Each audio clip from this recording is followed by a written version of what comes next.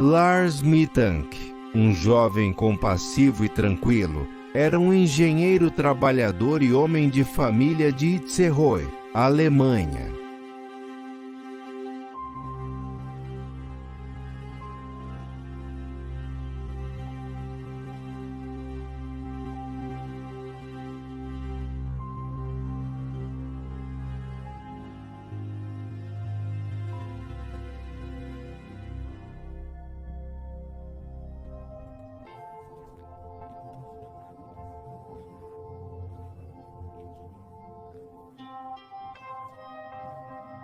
Sua personalidade livre e amor por todas as coisas relacionadas a viagens foram interrompidos por um desaparecimento inexplicável e não resolvido em julho de 2014, deixando todos que o conheciam ao redor do norte da Alemanha e do mundo inteiro buscando respostas em um mar de evidências que nos afogou a todos em dúvida.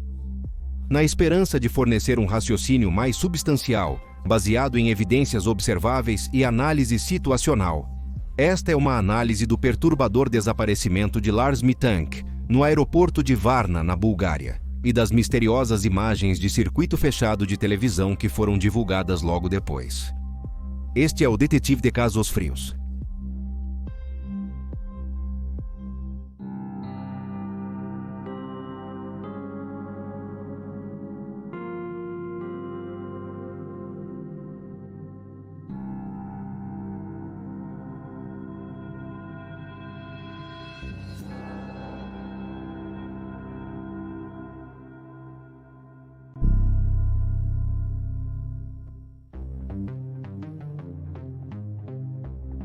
Lars Mittank nasceu em 19 de fevereiro de 1986, perto de Berlim, Alemanha.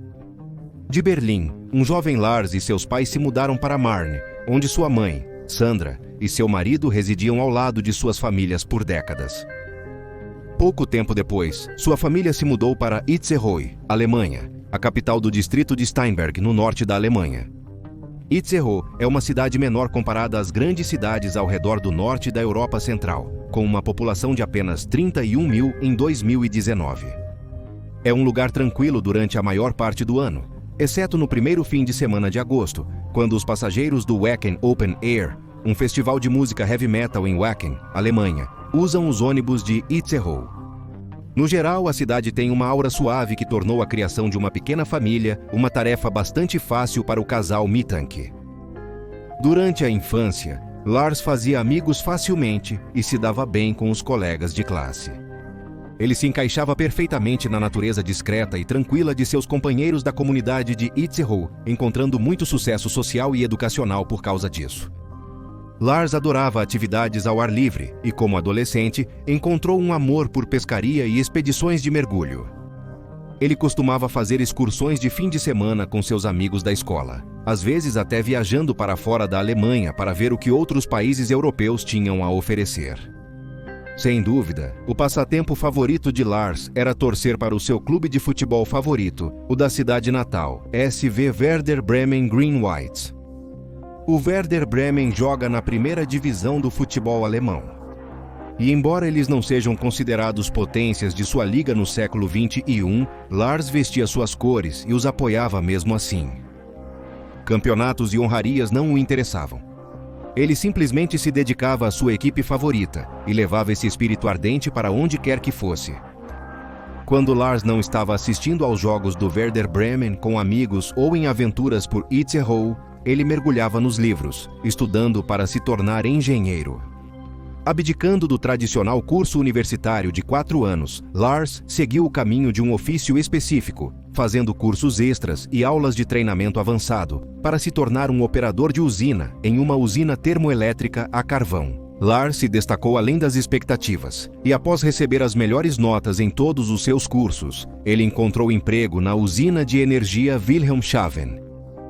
Este novo emprego levou Lars a 150 quilômetros de distância de sua família e amigos em Itzehoe e Marne, mas ele fez questão de nunca esquecê-los e manteve uma comunicação estreita com todos, um símbolo de sua devoção e amor por aqueles que o cercam. Esse sacrifício familiar foi visto de forma mais drástica em 2012, quando o pai de Lars sofreu um derrame. e precisou de cuidados especiais desde então. Lars, morando perto de Wilhelmshaven, ia para casa nos fins de semana entre os turnos de trabalho para ajudar Sandra a cuidar de seu pai. Ele escolheu cuidar de seu pai até sua recuperação completa, abrindo mão de viagens e saídas com amigos. Ele estava sempre pensando nos outros, não importa o que a vida jogasse nele. Além de seu pai doente, a vida de Lars foi tranquila por 2 anos após o derrame. Em 2014, ele prosseguiu com suas atividades esportivas e manteve um bom relacionamento com sua namorada de longa data. Tudo parecia seguir conforme o plano. Isso até que uma de suas muitas férias tomou um rumo para o pior. E após uma série bizarra de eventos na costa da Bulgária, Lars desapareceu, nunca mais sendo visto ou ouvido novamente. Agora vamos nos voltar para a linha do tempo dos eventos que levaram ao desaparecimento de Lars.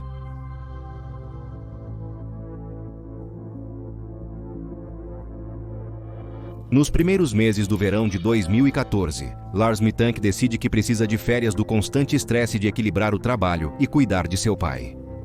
Ele e 5 amigos, 3 da infância e 2 da escola, decidem planejar uma viagem para Varna, Bulgária, uma cidade costeira ao longo do Mar Negro. Não é o tipo normal de férias para Lars, mas a turma de seu amigo tem uma reserva aberta e Lars aproveita a oportunidade. No dia 30 de junho mais tarde naquela temporada, Lars e seus amigos voam para Varna e se hospedam no Hotel Viva, um alojamento de 4 estrelas ao longo das praias de Golden Sands, na Riviera da Bulgária. Durante as férias, Lars se separa dos amigos para jogar futebol com um grupo de recém-formados do ensino médio na praia. Seus amigos curtem o Hotel Viva para comer na piscina e festejar nos quartos, mas Lars prefere atividade física e é visto como um cara legal pelos outros jogadores de futebol de praia. Às 11 da noite do dia 3 de julho, no 4º dia de férias, Lars se reúne com seus 5 amigos e todos vão ao mistério do bar Golden Sands para assistir Costa Rica e Holanda em sua partida de quartas de final da Copa do Mundo. Na noite e manhã de 4 de julho, Lars e seus amigos trocam bandeiras de seus clubes de futebol com outras pessoas no bar. Lars veste sua camisa do Werder Bremen com orgulho como de costume, e com algumas bebidas tanto nele quanto em seus amigos. A troca de bandeiras com outros clientes do bar irrita um grupo de formandos do ensino médio da Baviera. Esses jovens começam uma discussão com Lars. Não se sabe se é por causa da camisa de sua cidade natal ou por suas travessuras com as bandeiras da Copa do Mundo, mas Lars e seus amigos acalmam as brigas e terminam a noite bem. Mas algumas horas se passam e às 4 da manhã. No dia 4 de julho, Lars e seus 5 amigos são os últimos clientes a deixar o mistério do bar Areias Douradas. Logo após as 4 da manhã, 2 amigos de Lars, Tim e Paul, sugerem que o grupo pare em um McDonald's próximo para comer. Lars recusa a oferta, tendo pouco apetite por fast food, e considerando sua dieta atlética para esportes e nutrição, ele se separa do resto de seus amigos e começa a caminhada de 1 quilômetro de volta para o hotel. No entanto, pouco depois de deixar o grupo, Lars é atacado e espancado por uma gangue de russos ou búlgaros. Ele escapa sem nenhum ferimento grave, exceto por um tímpano rompido devido a um golpe no lado esquerdo da cabeça, e retorna ao Hotel Viva para descansar. Após descansar algumas horas, Lars acorda ao meio-dia de 4 de julho e liga para sua namorada. Ele conta a ela como acredita que a gangue que o atacou foi contratada pelos fãs do FC Bayern Munique, com quem discutiu no bar Golden Sands, lembrando como eles lhe disseram na noite anterior, que contratar alguém para bater em outra pessoa por dinheiro não é tão difícil na Bulgária. A namorada de Lars insiste que ele vá ao médico para examinar seu ouvido, mas ele afirma não acreditar que encontraria um consultório aberto no final de semana. Ele continua a dizer à sua namorada que espera que seu ouvido se cure naturalmente e encerra a conversa. Naquela noite, Lars encontra seus amigos novamente para celebrar e beber na cidade. Nenhum outro incidente ocorre e todos se divertem muito. A mesma boa sorte continua durante o fim de semana, tanto no dia 5 quanto no dia 6 de julho, enquanto Lars e a equipe relaxam no hotel e as férias vão chegando ao fim. No dia 7 de julho, quase ao meio-dia, Lars faz o check-out do hotel, mas ainda sente dor no ouvido esquerdo devido à briga. Ele percebe que voar com um ouvido machucado pode prejudicar sua audição e atrasar seu trabalho. Então ele e um amigo pegam um táxi e vão a um consultório médico. Entre meio-dia e 1 da tarde, Lars é examinado por um médico que o diagnostica com um tímpano rompido e diz a Lars que ele não pode voar em seu estado atual. Em vez disso, o médico encaminha Lars para o Hospital Santa Ana, em Varna, para assistência adicional. Antes de ir ao hospital, no entanto, Lars retorna ao Hotel Viva e se encontra com seus amigos mais tarde naquela tarde às 5 da tarde. Lars implora que todos voltem para casa sem ele, prometendo encontrar uma forma de retornar à Alemanha após o tratamento, através do seguro de viagem. Algumas horas depois, por volta das 8 da noite, um ônibus leva os 5 amigos de Lars do Hotel Viva para o aeroporto. Lars acena adeus e entra em um táxi separado que o leva ao Hospital Santa Ana. Passam-se apenas 40 minutos antes de Lars ser examinado por um especialista em ouvido, nariz e garganta em Santa Ana, às 8h40 da noite. Contudo, em uma reviravolta inusitada, há um problema de comunicação entre o otorrinolaringologista e Lars. Assim, Lars nunca é admitido em Santa Ana, mas recebe uma receita para 500 mg de cefprozil, um antibiótico comum usado para infecções de ouvido.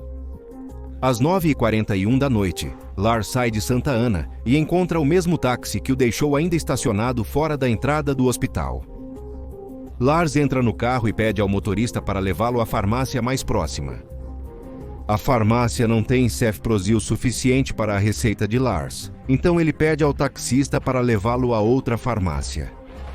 Às 10h05 da noite, Lars finalmente recebe seu pedido completo de cefprozil e pede ao motorista do táxi para levá-lo a um último destino, um hotel barato. O taxista informa a Lars que, devido à popular temporada de verão, a maioria dos hotéis na área estaria lotada.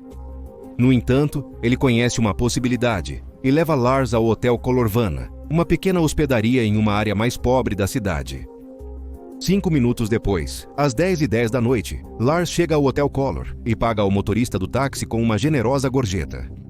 Ele pensa em pegar água na loja de conveniência do outro lado da rua, mas percebe alguns homens vestidos com roupas escuras andando por aí e acha melhor não.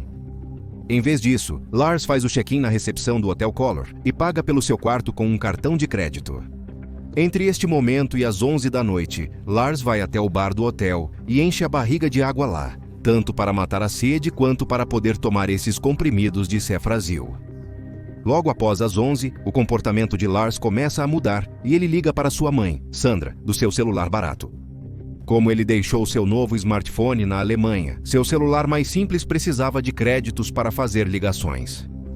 Lars pede a Sandra para colocar créditos no celular e ela aceita. É aqui que Lars finalmente informa sua mãe sobre os eventos do fim de semana. Ele conta a ela sobre a discussão no bar Golden Sands, as brigas com os fãs de futebol, o tímpano rompido e como o médico otorrinolaringologista zombou dele e se recusou a falar com ele em inglês, rindo dele fora de Santa Ana. Sandra está abalada com as histórias do filho, mas diz que vai reclamar com o seguro-saúde estrangeiro para garantir seu transporte de volta para casa na Alemanha. Alguns minutos se passam e Sandra liga de volta para Lars. Ela o informa sobre o problema no reembolso do seguro-saúde, e Lars reage de forma ainda mais misteriosa. Ele diz a Sandra que precisa ir embora porque havia algo estranho no Hotel Color.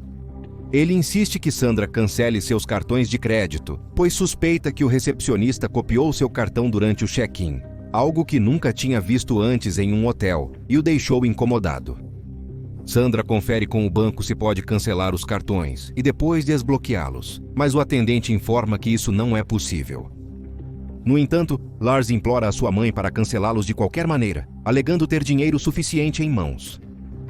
Passam-se mais alguns minutos e Sandra reserva para Lars um ônibus saindo de Varna para a noite seguinte às 11h30 da noite. No dia 8 de julho, ela implora ao filho para que durma bem e descanse para a viagem do dia seguinte. Antes que o relógio possa marcar meia-noite, no entanto, Lars liga novamente para Sandra, desta vez mais paranoico do que antes. Ele insiste que há algo errado com o hotel, mas não fornece mais detalhes, como se seu quarto estivesse grampeado e alguém monitorasse todos os seus movimentos. Sandra tenta confortar seu filho, mas Lars encerra a ligação, dizendo que precisa sair de lá.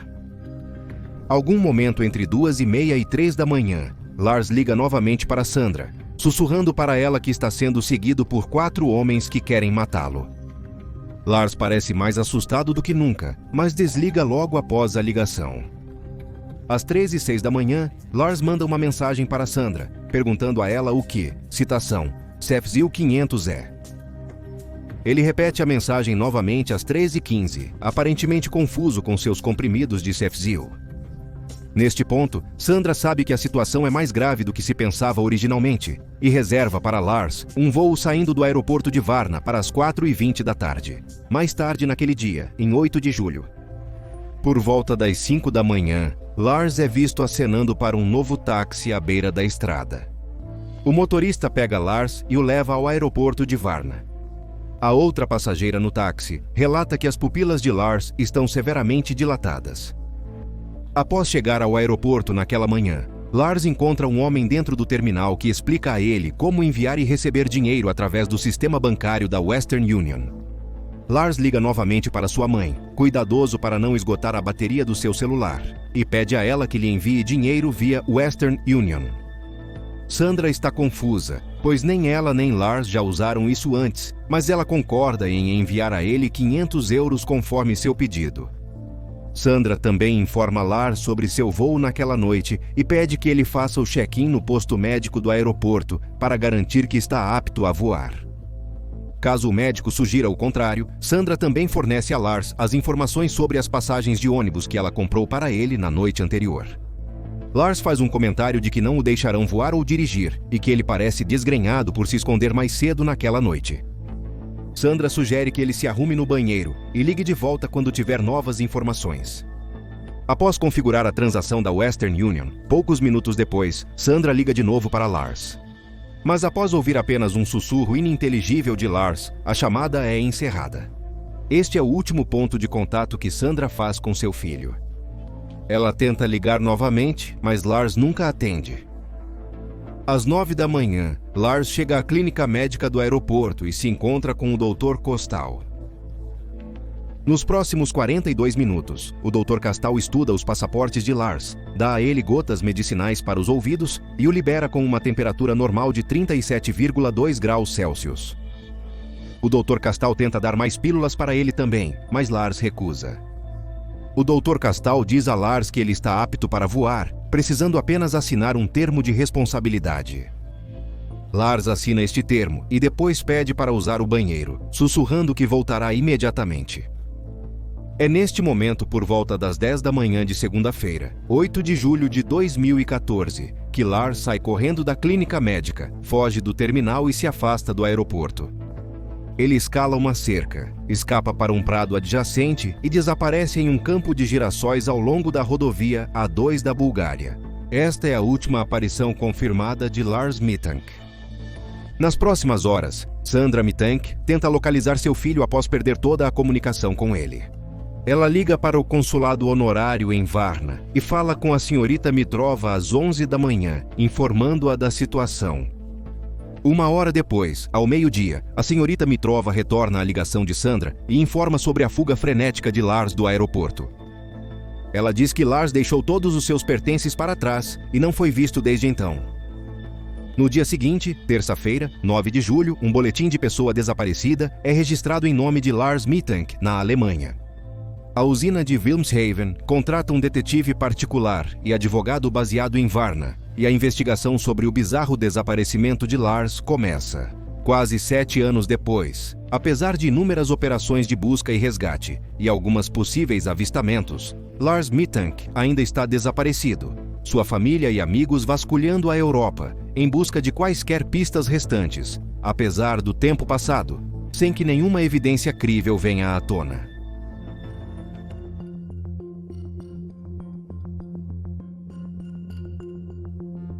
Pouco depois de o relatório de pessoa desaparecida ter sido registrado, os oficiais búlgaros trouxeram Sandra Mittank para mostrar a ela as imagens de circuito fechado de televisão gravadas no aeroporto de Varna, na manhã em que Lars chegou, e subsequentemente saiu correndo pouco antes de desaparecer. Alguns desses clipes acabaram sendo lançados ao público. Como em todos os casos envolvendo pessoas desaparecidas, as filmagens de segurança são nossa melhor ferramenta para rastrear seus últimos passos e ter uma melhor visão de sua situação. No entanto, esses clipes podem ser perturbadores para alguns, portanto, recomenda-se discrição.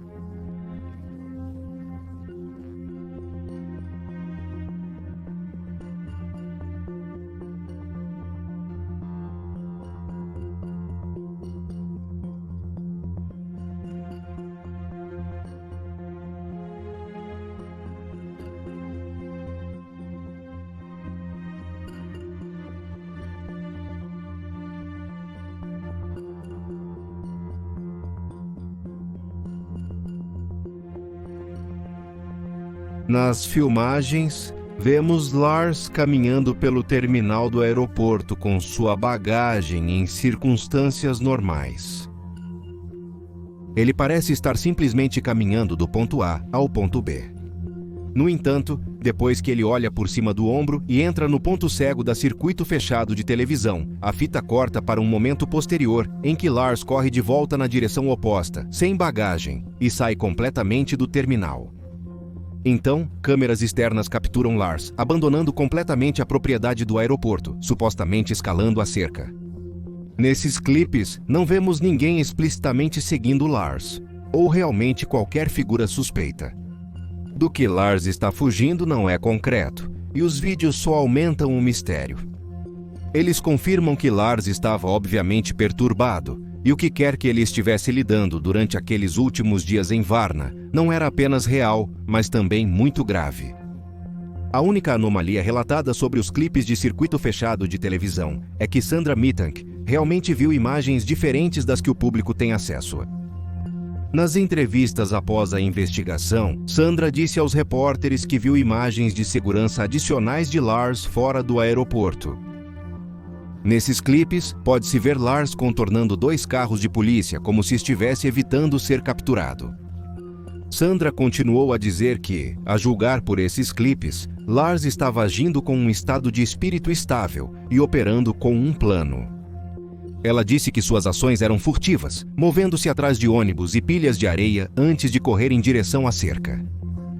Novamente, não temos acesso a essa parte dos arquivos de circuito fechado de televisão, mas se Sandra e outros investigadores têm essa informação disponível para eles, isso coloca uma perspectiva diferente sobre a atividade de Lars. Isso não responde à pergunta por quê, mas nos dá alguma informação em um caso com muito pouco. Agora vamos nos voltar para as teorias mais proeminentes na resposta à questão do desaparecimento não resolvido de Lars Mittank. Ao dissecar o estranho caso de Lars Mittank, muitas pessoas se perguntam se Lars não estava imaginando os supostos homens que o seguiam nas últimas horas de seus movimentos em Varna, mas que os 4 homens que o agrediram no dia 4 de julho realmente estavam perseguindo-o enquanto ele terminava suas férias. A grande questão, no entanto, é por quê? Porque esses homens continuariam a seguir Lars, mesmo depois de infligir-lhe uma dor severa e deixá-lo ir. Algumas pessoas se perguntam se Lars realmente escapou da primeira luta inicial, disse algo para os 4 gangsters enquanto fugia, e assim os persuadiu a uma maior retribuição. Isso explicaria por que Lars só teve um tímpano rompido e nada mais permanente, e também porque ele estaria preocupado com os 4 homens o encontrando em primeiro lugar, porque ele disse algo que se arrependeu, e sentiu que isso colocava sua vida em ainda maior risco. Os 4 homens então eventualmente o encontraram, esperaram seus amigos irem embora e então o seguiram até o aeroporto, onde o encontraram no banheiro após seu check-up pré-voo. A princípio, isso pode parecer uma teoria plausível, mas não faz muito sentido quando você considera as ações de Lars após a confusão. Ele ainda saiu com seus amigos nas noites seguintes após 4 de julho e se colocou aos olhos do público onde os gangsters poderiam encontrá-lo. Talvez ele se sentisse protegido em um grupo, mas sabia que os gangsters poderiam segui-lo até que estivesse sozinho. Além disso, ninguém além de Lars relatou ver homens suspeitos seguindo-o ou ao seu redor após o 4 de julho. Na verdade, até mesmo o próprio Lars estava agindo normalmente até seus amigos voltarem para a Alemanha. Fora o fato de não comer muito, o que pode estar ligado ao calor incrível, Lars estava sendo Lars. Não havia motivo para pensar que ele estava sendo perseguido por uma equipe nefasta de criminosos. Então, se Lars não estava fugindo de uma gangue de búlgaros contratados, do que ele poderia estar paranoico? Aqueles que acreditam que Lars estava realmente em conluio com um grupo de homens, ou parte de uma organização criminosa maior, ajudando-os a traficar drogas. É possível que se Lars estava negociando narcóticos, era contra a sua vontade e não necessariamente por sua escolha. Essas teorias sugerem que depois que Lars foi agredido pelos 4 búlgaros no caminho de volta para o hotel no dia 4 de julho, eles lhe deram uma proposta: ajudá-los com sua operação de drogas ou sofrer consequências piores do que um tímpano estourado. Sem ter muita escolha, Lars concordou com o acordo e voltou para o Hotel Viva, sob o pretexto de que simplesmente havia sido um pouco espancado pelos búlgaros, após seu confronto no bar Golden Sands, e que não era grande coisa. Isso explicaria por que Lars hesitava em ir ao médico, como sugerido por sua namorada, porque ele não queria alertar mais ninguém sobre a situação ou levantar suspeitas sobre seus motivos. Lars então agiu como de costume pelo resto das férias e usou seu ouvido como desculpa para não viajar para casa com seus amigos. Foi depois que seus amigos foram embora e ele percebeu que estava sozinho e preso em uma situação horrível que Lars se sentiu sobrecarregado. Daí as conversas com sua mãe ao telefone e sua paranoia quanto aos cartões de crédito. Talvez a noite em que ele deveria entregar os supostos narcóticos fosse a noite em que ele passou no Hotel Color e foi capturado pelo circuito fechado de televisão do hotel, vagando sem rumo no saguão, quase como se estivesse angustiado. As pessoas também gostam de apontar que Lars estava usando o mesmo taxista na noite de 7 de julho e sugerem que ele talvez tenha sido enviado pelos búlgaros para escoltar Lars ou ficar de olho nele enquanto ele fazia a entrega para qualquer organização que o ameaçou. Os pontos mais intrigantes para a teoria do cartel de drogas são a revelação feita por relatórios das imagens da circuito fechado de televisão do aeroporto, capturando Lars, evitando a detecção pela polícia, enquanto ele se disfarçava fugindo do terminal. É possível que o próprio aeroporto fosse um ponto de entrega e, depois que Lars cumpriu sua parte do plano, ele decolou para longe, cuidadoso para não ser preso, temendo que fosse um fugitivo da lei. Isso explicaria os movimentos bizarros de Lars e daria motivo para alguém mudar completamente sua personalidade e comportamento num piscar de olhos. No entanto, se Lars realmente entrou em algum tipo de pacto com traficantes de drogas búlgaros, não há muitas provas físicas além das circunstâncias. A mala e a bagagem de Lars foram recuperadas no aeroporto de Varna e não havia substâncias ilegais ou quaisquer outras drogas entre seus pertences pessoais. Não só isso, mas a pergunta deve ser feita: se Lars foi forçado a se envolver com o tráfico de drogas a pedido de alguns gangsters de rua, por que ele simplesmente não contaria à polícia? Ele teria o tímpano estourado como prova de coerção, bem como testemunhas que viram o confronto com os fãs de futebol bávaros no bar Golden Sands e ouviram suas ameaças verbais sobre contratar músculos para agredir o próprio Lars. Não é como se ninguém acreditasse nele. A área onde ele acabou em 7 de julho era uma seção mais pobre de Varna, conhecida pelo tráfico humano e altas taxas de criminalidade. É dentro do reino da possibilidade que Lars tenha se metido em problemas, mas também totalmente plausível que a polícia seja simpática à sua situação e o leve de volta para a Alemanha em segurança. Alguns se questionam se Lars não foi ameaçado para fazer isso, mas sim se envolveu em uma transação de drogas por dinheiro, fingindo não querer McDonald's no dia 4 de julho, quando na verdade ele estava se encontrando com pessoas em um evento planejado. O problema com essa linha de pensamento é que Lars nunca se envolveu em assuntos criminais antes, e parece improvável que ele colocaria seu emprego estável e relacionamento florescente em risco, tudo por um crime incrivelmente arriscado, a centenas de quilômetros de casa. Lars não conhecia ninguém em Varna, nem falava búlgaro ou russo. Ele nunca mostrou sinais de levar uma vida dupla e se tornar mal em uma noite aleatória de verão durante umas férias relaxantes. Não faz sentido. Então, se Lars não estava fugindo de gangsters ou envolvido em um anel de drogas, havia mais alguém que poderia ter sido responsável por assustar Lars. Um suspeito que alguns teóricos apontaram é o médico que tratou Lars no aeroporto de Varna logo antes de ele desaparecer, Dr. Kostal. O Dr. Kostal mudou suas declarações ao longo da investigação inicial e fez afirmações interessantes sobre quem exatamente estava naquela sala de exame quando Lars saiu correndo.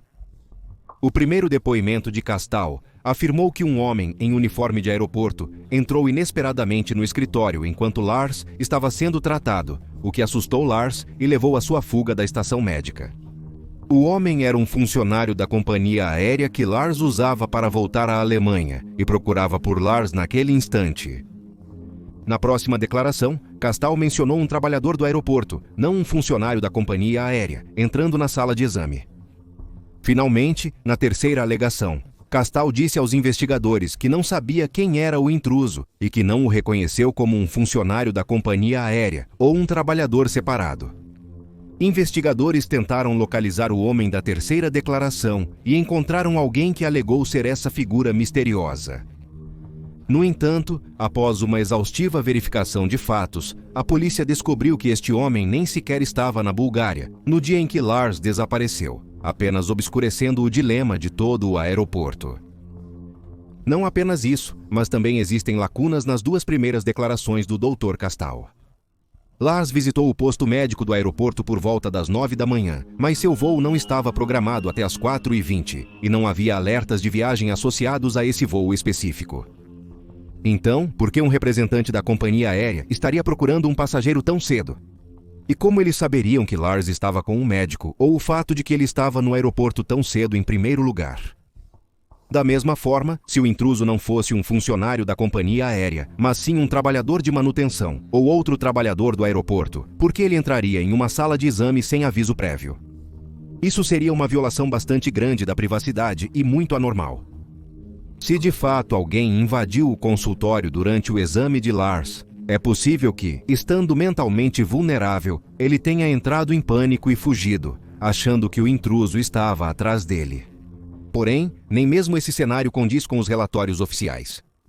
Lembre-se, quando Sandra ligou para o consulado honorário, eles disseram a ela que Lars pediu para usar o banheiro e o Dr. Castal deu permissão, acreditando que Lars retornaria e pegaria sua bagagem. Então, neste cenário, não havia um terceiro homem e Lars não fugiu até estar fora do escritório. Quem está dizendo a verdade? O Dr. Castal realmente estava envolvido? As autoridades o descartaram como suspeito, e não parece haver nenhum motivo para ele querer que Lars saia da história de qualquer maneira. Não faz sentido o motivo pelo qual ele mentiria. Poderia ser um erro honesto? Mas isso seria 4 depoimentos equivocados separados, e isso leva a ver o Dr. Castal sob uma luz suspeita. Ele foi subornado para mudar sua história? É improvável, mas plausível. Independentemente, nunca teremos prova definitiva do que exatamente aconteceu naquela sala de exame, pois as câmeras de circuito fechado de televisão do aeroporto não capturam a entrada para o espaço do escritório, tornando-o um ponto cego. Sem dúvida, as teorias mais populares em torno do desaparecimento não resolvido de Lars Mittank giram em torno da ideia de que Lars sofreu uma crise de saúde mental infelizmente cronometrada ou uma ruptura psicológica similar. Algumas pessoas são rápidas em culpar o medicamento prescrito a Lars pelo médico em 7 de julho, logo após Lars fazer o check-out do Hotel Viva com seus amigos. O medicamento em questão, Cefprozil, embora seja um antibiótico popular na Bulgária, não é um medicamento tão difundido na Alemanha. Apesar de ser altamente eficaz contra infecções de ouvido e outras infecções corporais, os funcionários de saúde alemães estão cautelosos com seus possíveis efeitos colaterais, incluindo alucinações e possível psicose induzida por medicamentos. Deve ser mencionado que esses tipos de efeitos colaterais são extraordinariamente raros, basicamente nunca acontecem. Mas os especialistas alertaram que o Cefprozil, quando tomado com outras substâncias, como o álcool, pode exacerbar os vários efeitos maléficos do medicamento. É um fato conhecido que Lars estava bebendo álcool com seus amigos nas férias antes de receber o Cefprozil, e é possível que ele também estivesse tomando outros comprimidos, sejam eles prescritos ou recreativos. Assim, Lars pode ter sofrido uma reação ao Cefprozil, ao álcool ou a outras drogas, e se tornado vítima dos poderosos efeitos colaterais do medicamento. Também é importante reconhecer que a dosagem de Cefprozil de Lars, 500 mg, era maior do que a maioria das prescrições do mesmo tipo.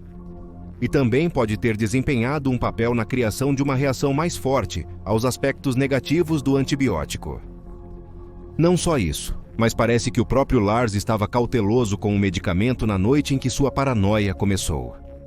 Ele enviou 2 mensagens para sua mãe, Sandra, perguntando o que, citação, Cefzil 500 era, talvez como uma reação ao sentir os fortes antibióticos afetando-o de uma maneira perturbadora.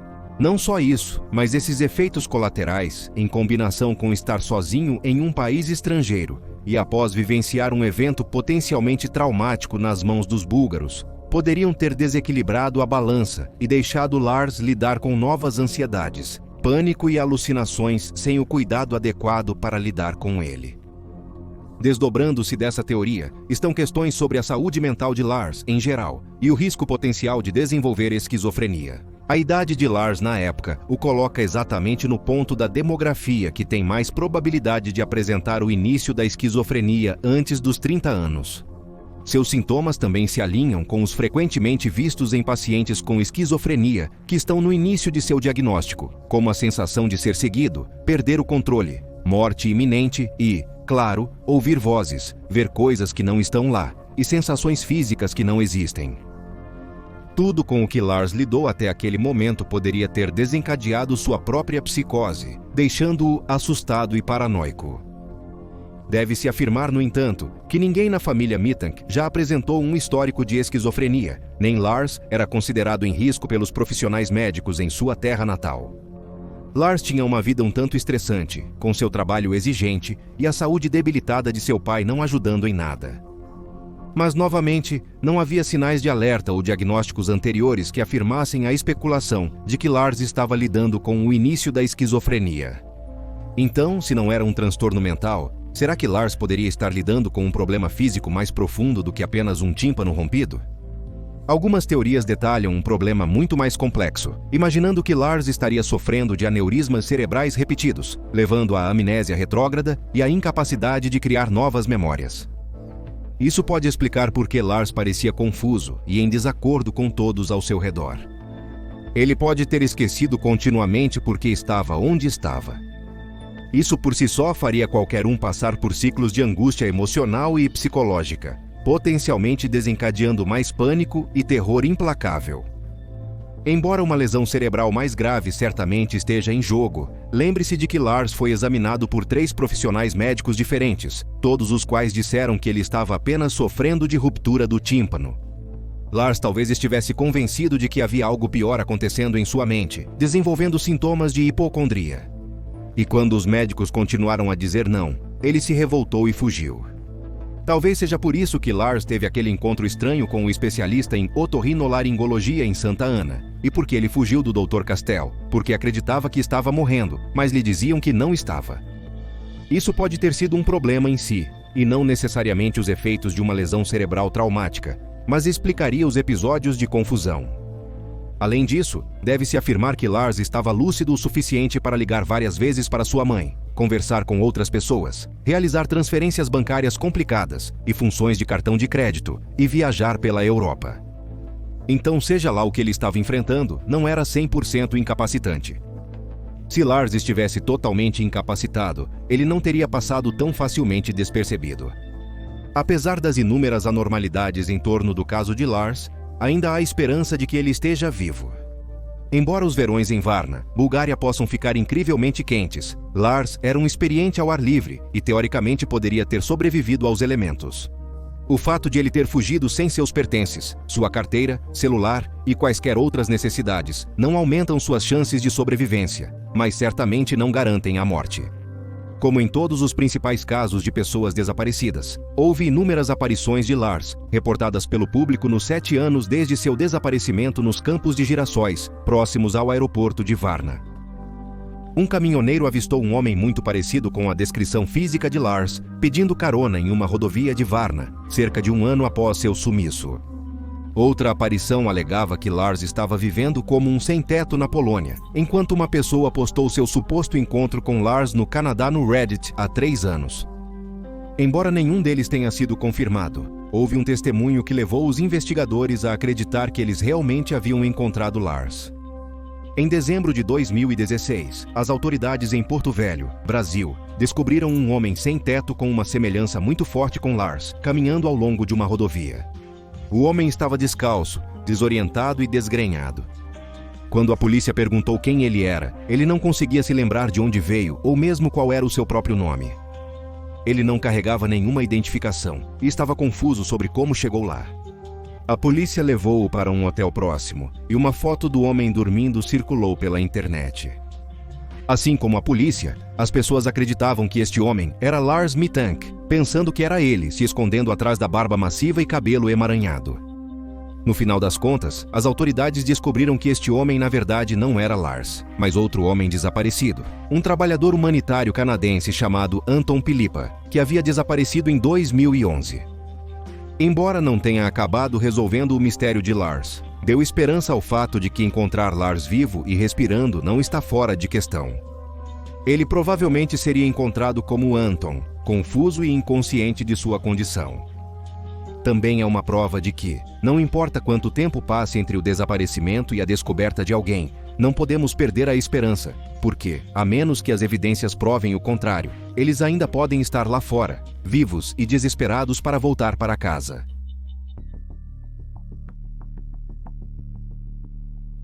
Antes de divulgarmos nossa hipótese, queremos deixar claro que nossas conclusões apresentadas em Cold Case Detective são puramente especulação lógica baseada em evidências, circunstâncias e subtexto factual.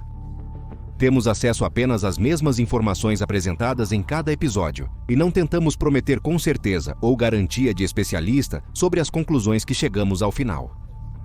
Nós apenas observamos, pesquisamos e relatamos. No caso do desaparecimento não resolvido de Lars Mittank, acreditamos que não há apenas uma única razão para culpar, mas sim uma coleção de ideias retiradas das teorias populares que acabamos de discutir. Primeiramente, a chance de Lars ter ido de férias já com um acúmulo de estresse é maior do que muitas pessoas pensam. Você tem que lembrar que Lars passou o último ano e meio se deslocando entre o trabalho e sua cidade natal nos fins de semana para ajudar a mãe a cuidar do pai. Isso, combinado com o equilíbrio de um relacionamento e a pressão de operar uma usina de energia, poderia ter criado uma base borbulhante de ansiedade não explorada. Ele tinha apenas 28 anos e assumiu muitos desafios extras em uma idade tão jovem, tudo isso mantendo um senso de normalidade para seus amigos e família. Essa ansiedade só piorou no dia 4 de julho, quando Lars foi atacado a caminho de casa, saindo do bar no meio da noite, em um país estrangeiro para ele. Embora ele tenha conseguido sobreviver e continuar com as férias como se tudo estivesse normal, essa fachada apenas forçou o acúmulo de estresse e ansiedade a se aprofundar. Então, quando seu tímpano causou dor suficiente para forçá-lo a ficar em Varna, enquanto seus amigos voltavam para a Alemanha, ele de repente se viu isolado e sozinho, novamente em um lugar ao qual não estava acostumado. Um evento desse tipo é extremamente estressante por si só. Então, quando você combina isso com uma ansiedade não controlada e um incidente traumático apenas alguns dias antes, uma ruptura no bem-estar mental não é surpreendente. O vulcão de ansiedade e pânico estourou pelas costuras quando Lars tentou ir para casa através do seguro-saúde estrangeiro, mas encontrou um obstáculo e não conseguiu dirigir para casa imediatamente. Além disso, com as dificuldades de comunicação com os especialistas médicos e tendo que ficar em uma sessão sombria de Varna, não é de se admirar que Lars começou a experimentar períodos prolongados de pânico e paranoia. É bem conhecido que as paredes do Hotel Color são incrivelmente finas e todos podem ouvir tudo de seus quartos. Provavelmente Lars estava ouvindo conversas abafadas e ruídos intermináveis, levando-o a acreditar que estava sendo gravado ou que outras pessoas também estavam ouvindo ele. É uma situação incrivelmente caótica e só faria alguém suscetível a um ataque de pânico se sentir ainda pior. Uma vez que o pânico e a paranoia se instalaram, e sem os parâmetros adequados de saúde mental ou recursos para ajudar a aliviar sua ansiedade, Lars simplesmente ficou sem opções e reagiu por causa do medo crescente. Não acreditamos que ele estava sendo seguido por gangsters ou caçado pelo governo búlgaro, mas sim fugindo de suas próprias ansiedades, lutando para aceitar sua situação estrangeira. Os comprimidos de cefprozol também não teriam melhorado a situação. Faltavam apenas 3 comprimidos na receita, então ele não poderia ter tomado tantos. Então, não acreditamos que eles foram a causa raiz do problema. No entanto, seus efeitos colaterais podem ter sido exacerbados pelo álcool que ele consumiu naquela noite no Hotel Color. E se ele realmente sofreu uma lesão cerebral leve, isso certamente só pioraria os ataques de ansiedade e a paranoia. O que aconteceu com Lars depois que ele saiu do hotel não é discernível, mas queremos dizer que, embora os eventos no terminal de Varna sejam bizarros, não acreditamos que houve qualquer jogo sujo. A história sempre em mudança do Dr. Castle é frustrante, mas pode ser apenas o subproduto de uma investigação bizarra e circunstâncias intensas. É lamentável que não tenhamos acesso a todas as fitas de circuito fechado de televisão e que a entrada do consultório do médico era um ponto cego para as câmeras. Mas o que quer que tenha acontecido lá dentro, provavelmente foi resultado do agravamento da condição psicológica de Lars, e quem quer que fosse essa terceira pessoa intrusa, provavelmente não estava atrás de Lars. Apesar de não sabermos exatamente o que ocorreu lá, todos nós concordamos com a mãe de Lars, Sandra. Ainda há uma chance muito razoável de que Lars ainda esteja vivo. Embora ele possa estar assustado, temeroso ou esquecido de sua vida anterior, não há prova de que ele esteja morto, e a esperança deve persistir se quisermos trazê-lo para casa, são e salvo. Até que esse dia chegue, é importante destacar o fato de que Lars Mittank era e é um ser humano acima de tudo. Sim, as imagens de circuito fechado de televisão do aeroporto naquela fatídica manhã de julho circularam pela internet e levaram Lars a ser nomeado a pessoa mais famosa desaparecida no YouTube. Mas é importante não glorificar essas imagens e mistificar o que é um caso trágico de alguém sofrendo um colapso mental. Lars estava lidando com alguns dos fatores mais estressantes e aterrorizantes que alguém pode encontrar no que deveria ser uma férias relaxantes. Ele tinha pensamentos, sentimentos e sonhos, como todos nós, e sempre deve ser lembrado com respeito. Os vídeos de Lars fugindo podem ser uma ferramenta para ajudar em sua descoberta, mas eles não devem ser a única história. A história que permanece é que Lars Mittank era um homem compassivo, empático e trabalhador. Ele deu tanto às pessoas ao seu redor sem nunca esperar nada em troca, e em resposta, daremos o mesmo esforço para encontrar Lars, para espalhar a palavra, para que um dia ele possa retornar e continuar seu legado de potencial e amor. Este é o Detetive de Casos Frios.